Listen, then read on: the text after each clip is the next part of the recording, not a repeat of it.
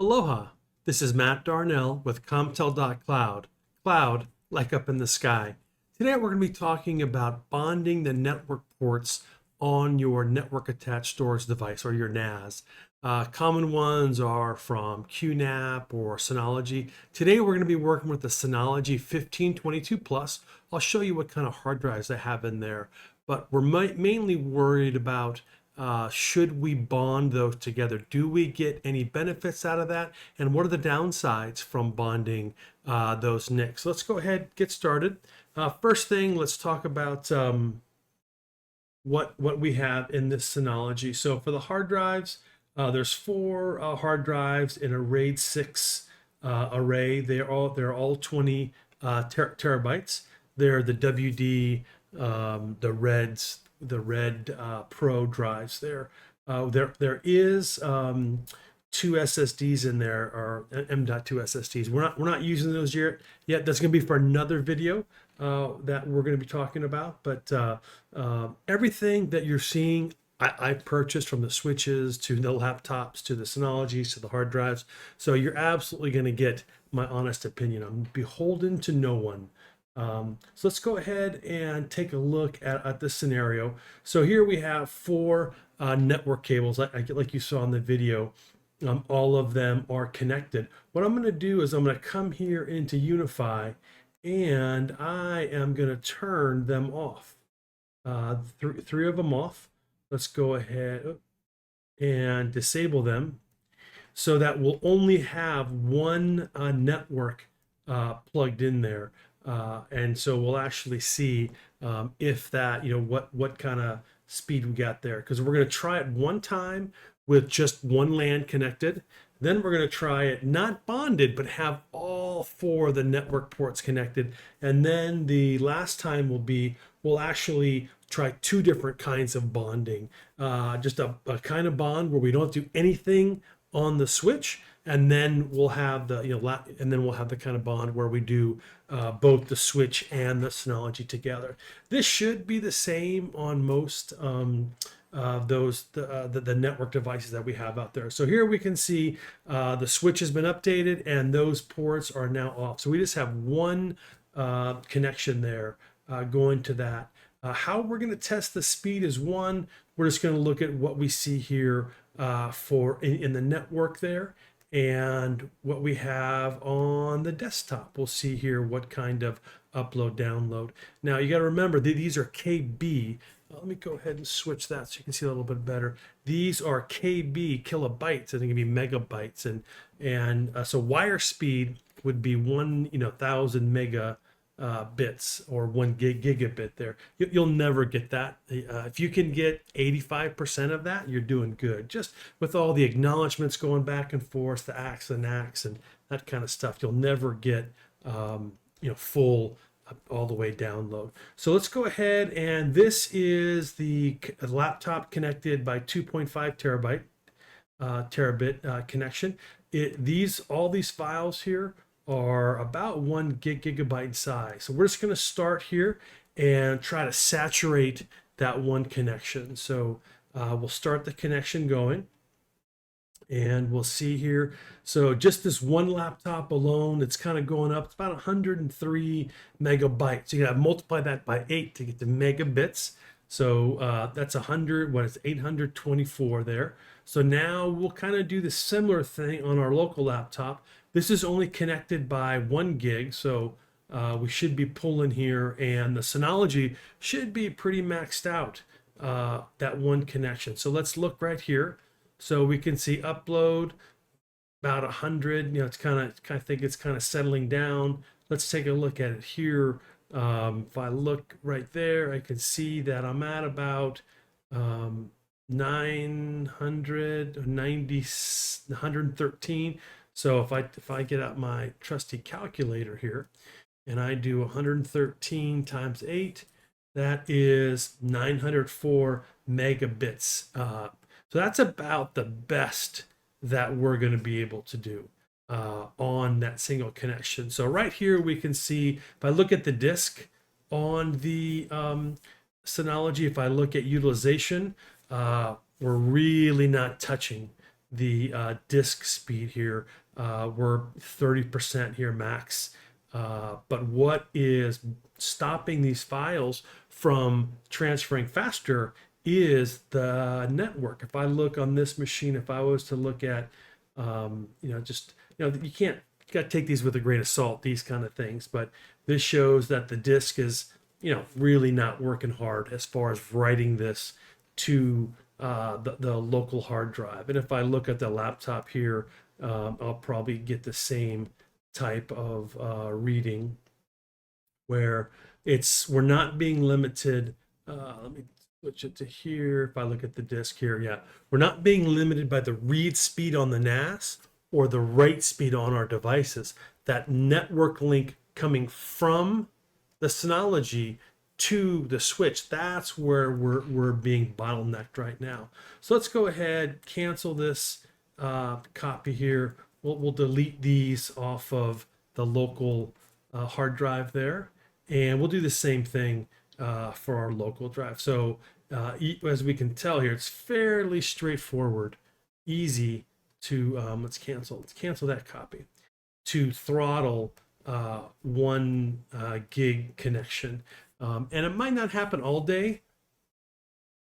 Let's go ahead and refresh here. It might not happen all day, but if you have relatively large files, you're probably maxing out that connection every now and then. So so this is definitely something you want to look at. So now what we'll do, our second scenario here, let me refresh this.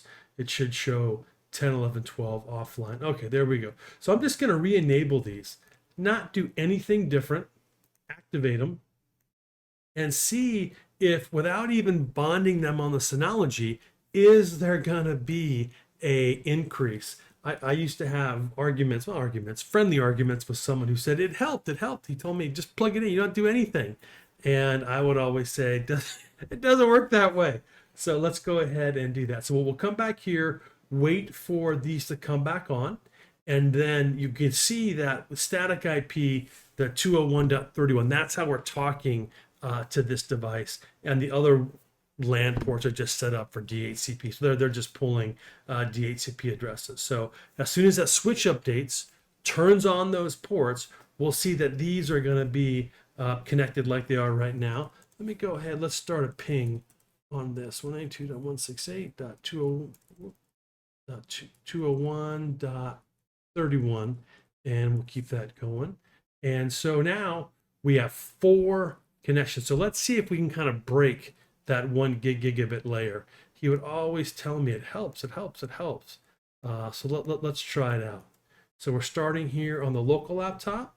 Now let's go down to our laptop that's connected with 2.5 gig and see if this is going to make a difference. So let's wait for that connection. All right. Now let's take a look at the Synology again. See what kind of speed we've got there. So if I go to here, pretty much the same speed that we had when we just had the 1 connection there. So we'll wait another minute here, but much like I suspected, it doesn't make a difference if you just have it plugged in and anything with that. So yeah, so we're not doing any difference there. The hard drive speed are the same there. We're not pushing them any harder. So I think we can say with pretty good certainty, just plugging in the NICs into your NAS does not make a difference. All right, so let's go ahead and cancel this transfer. We'll go ahead and delete the local files that it copied over. And do that here as well. Cancel this.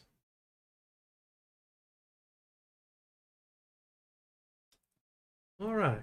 So now what we're going to do is I'm going to bond these ports together. And it's so simple to do. And you notice when I create this bond, it's go create and then bond. And I'm just doing first we're going to do the adaptive load balancing. So that does not require anything on the network support. So there's nothing you have to do on the network. So I'm going to go ahead and hit select all the ports here. I have 4 ports on this, so it's going to keep the same IP address. And you'll notice if I had this ping running here, let's see how many pings I actually drop. So there's one, looks like a second one. Oh, so I dropped 2 pings, and now it should have, oh, it's still applying the settings there, but I only lost 2 pings creating that bond. So it's going to come back here, and we'll do the same test here. So the great thing about this, you don't have to control the switch, nothing special about the switch. I haven't done anything. All I did was create that bond there in Synology. And so let's go ahead and just start the copy here, even while we're waiting for it to happen. And let's see, we'll go back in there once the interface comes back and see what kind of speed we're getting. I mean, theoretically, I didn't look, but it should say 4,000 connected. If I go down here, yeah, 4,000 megabits. Again, I'm not expecting to get that. I'm not expecting to get anything close to that. But, oh, we lost our utilization here because it did a refresh. Let's go to the resource monitor. If I go to the network, well, I can see a 200 now in the scale. So it's definitely hitting it harder than it did with just the one there. If I do the disk here, I go to utilization. And again, that's getting hit harder as well. And now I'm right around, what is that, a little bit of maybe 45 or so. So, I mean, look how awesome that is without doing anything special on the switch. And it took all of 45 seconds to make that happen. Now this is now pushing up 217 megabytes. So again, let's get out our calculator here. So 217 times 8. So that's 1.7 gigabits with just a couple of clicks. Nothing special on the switch. And you know, it is a higher end switch. Now, if you want me to try this on a lower end switch, a D-Link, Netgear or something, I'm happy to do that. Let me know down in the comments. But I don't think there's going to be any difference in what we see here. Just creating that bond allows me to drastically increase the speed. So one thing I just thought of, I'm curious, what happens if I only use 2 of the NICs and not all 4? So here we're maxing out at about 216, 219, 220 maybe. Let's go back in here, and can I edit this? I don't think so. I might have to delete it. Okay, so when I'm deleting it, I've actually never done this before. I never deleted one once I've created it. I imagine, oh, yeah, there we go.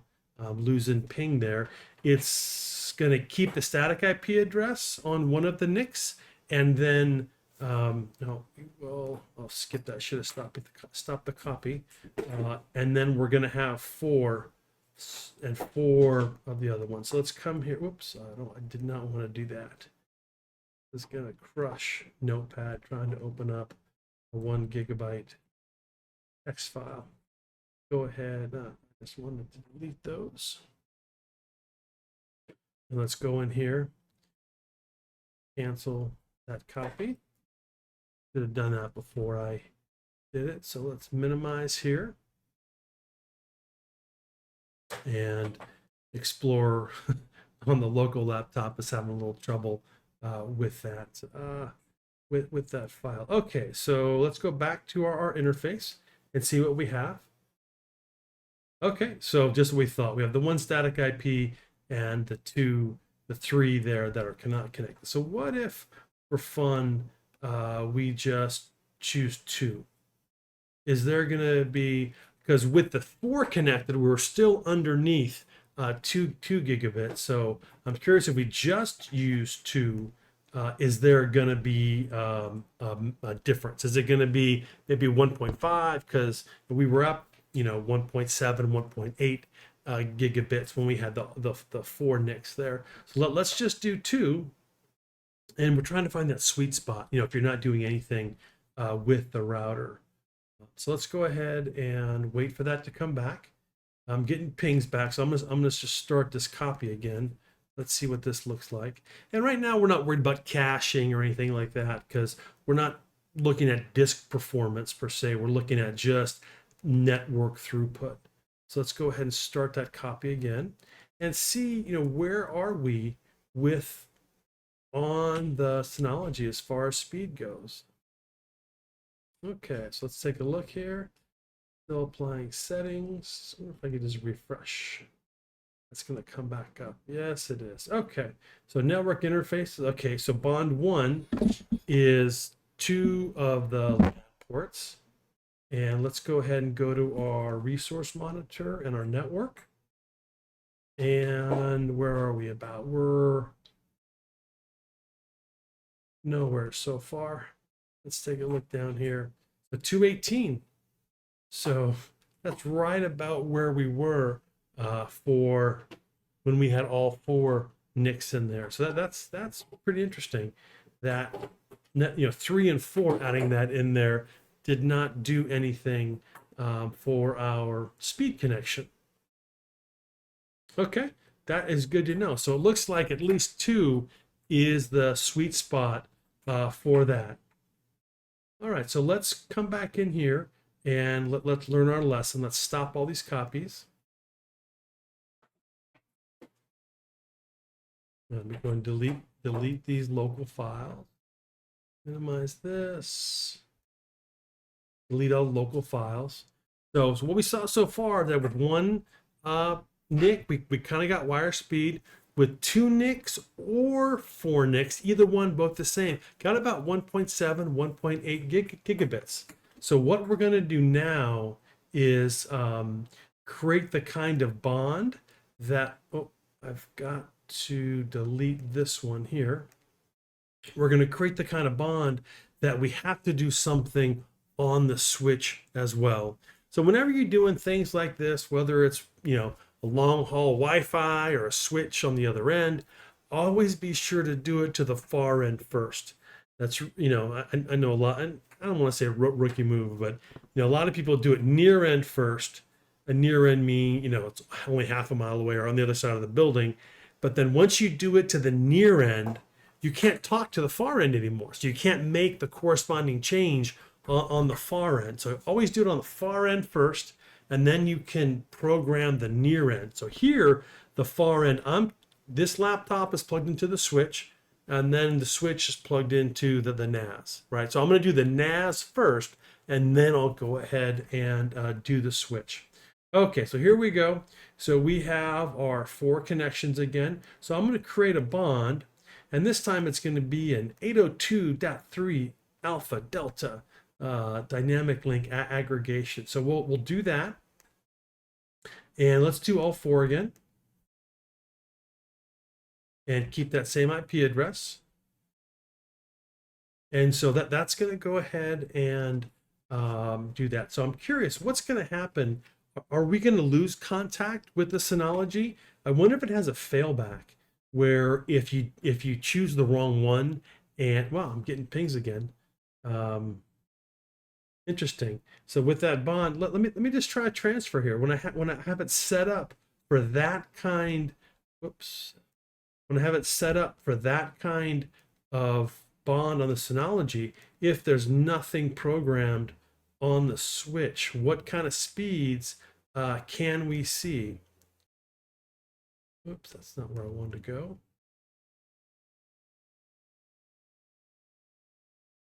Let's take a look at that. We will copy these over.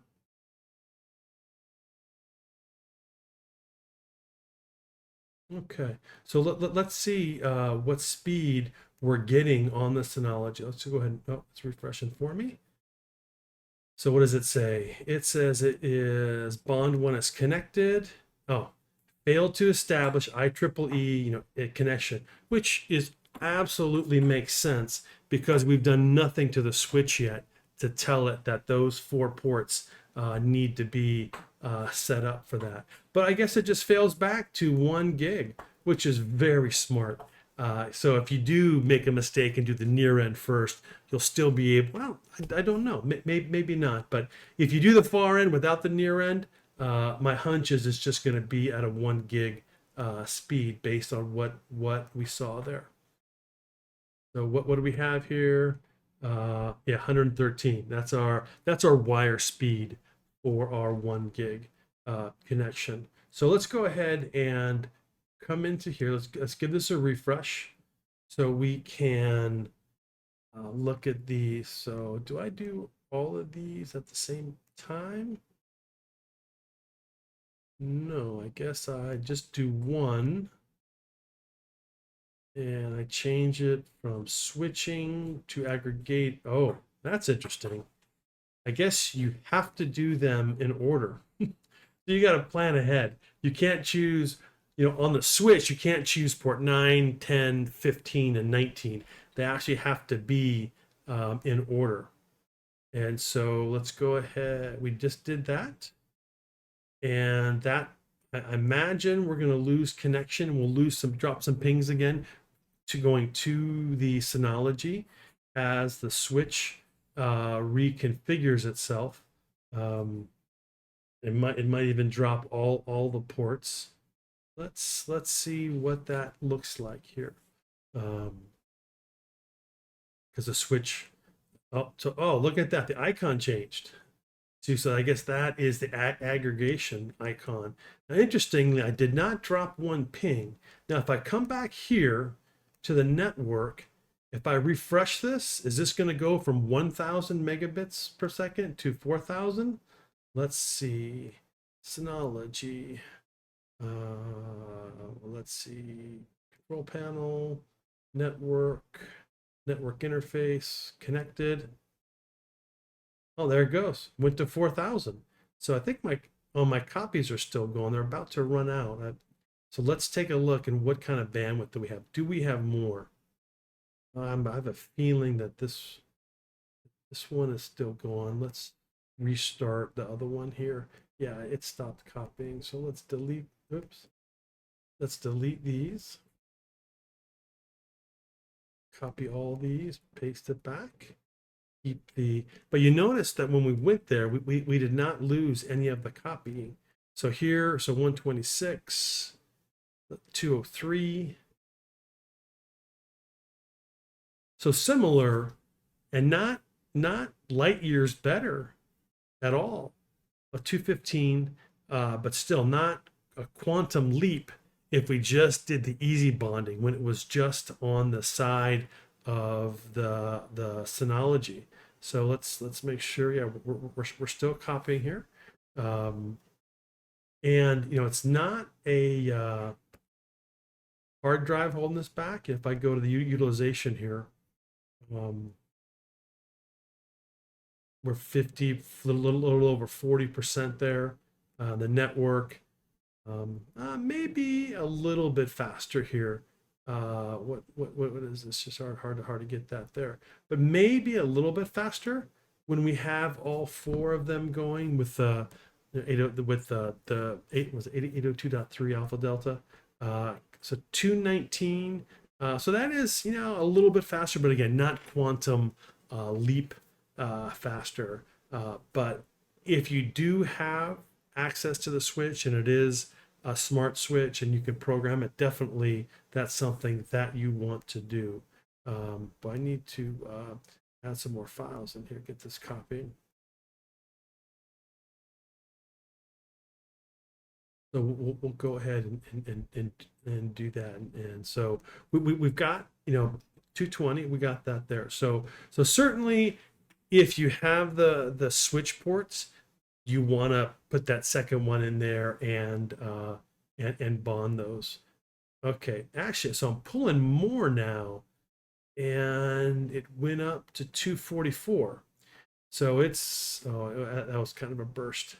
Now it's coming back down. So I can see here I had a dip here on the first copy there, but we did a burst. So we have it. So you definitely want to have that. Now, the other huge reason you want to do at least two, if you have to, is for redundancy.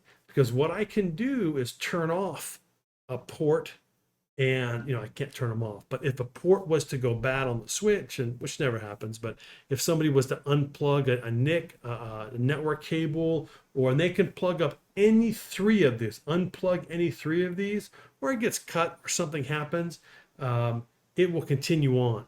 Now, if I go down to one port, then obviously I'm only going to have 1 gigabit max there. But the fact that I'm able to go ahead and lose ports and have that just as redundancy makes this real nice. And if the switch is set up, I think, does it say that in here?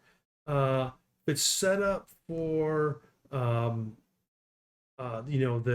bonding, I can go to different switches as long as they're stacked and the programming is right with the aggregation. I don't know if I could do that with Unify because these aggregation ports have to be consecutive.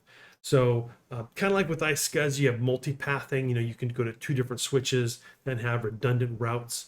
Other switches, you can do that with the bonding, where if I have four ports, 2 ports are going to go to one switch, another 2 ports will go to the other switch. So if one switch goes out, I don't have all my eggs in one basket. That doesn't look like that's capable in Unify.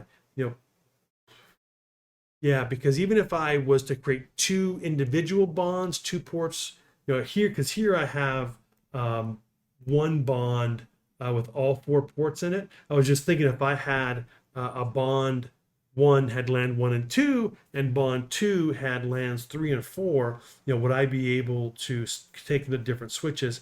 But then I'd have different IP addresses for the 2 different bonds, and that would have its own issues with that. So definitely, even if you're not going to do anything on the switch, you want to do the bonding on the NAS so that you do have the redundancy. And as a bonus, you're going to get the increased speed. What we found out with this setup here, relatively simple, but I think the folks that are buying this kind of NAS, this is probably pretty similar to what you have. 1 or 2 switches at the core, and then connected into it. At least two, that was the sweet spot. We added the 3 and 4, we didn't get any much better speed. So if you have a NAS with 2 ports in it, use both ports. If you have 4 ports, just go ahead and use 4 ports. The only downside of this that I can see is that you are using up those switch ports. So if you have 1 port active, you have two ports free on your switch, go ahead and use them up. And on Synology here, on Unify, if you want to do the 802.3 AD bonding, you might have to physically move some cables around to get those consecutive ports there. But other than that, there really is no downside for doing that bonding. It's something that I think everybody should do. If you have any questions, comments, or ideas of how we could do kind of multipathing on this aggregation, so we go to different switches with the same IP address, please put that down in the comments. I've got tons of Ubiquity switches, Gen 1, Gen 2, all different kind of things. We could definitely set that up here and give it a test. So again, my name is Matt Darnell with ComTel.Cloud. If you found this useful, go ahead and give us a like, a comment, and subscribe. And the very next video we'll be putting out in the next couple of days is, what kind of workloads do we want to have that M.2 cache for our Synology? So have a great day. Aloha.